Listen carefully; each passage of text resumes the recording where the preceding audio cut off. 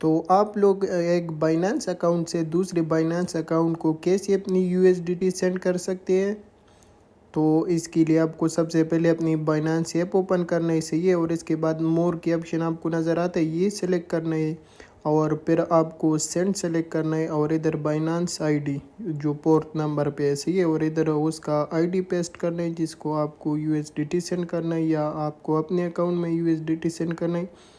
तो इधर जो बाइनेंस का आईडी होता है, मेन आईडी, वो पेस्ट करना है, सही है। कंटिन्यू करना है और कंटिन्यू के बाद आपको इधर कन्फर्मेशन मिल जाएगा।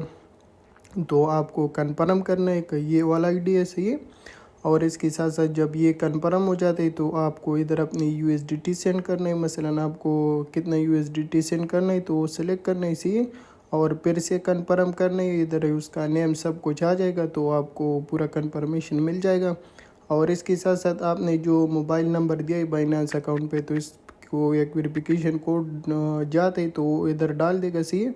और इसके साथ साथ जो जीमेल है आप लोगों का, तो उसके साथ मोबाइल नंबर के साथ उधर भी एक वेरिफिकेशन कोड जाते, सही है। तो वो भी सिलेक्ट करके आप लोग कन्फर्म कर दो और जैसा आप लोग कन्फर्म कर देगा तो आपकी यूएसडीटी सेंड हो जाएगा।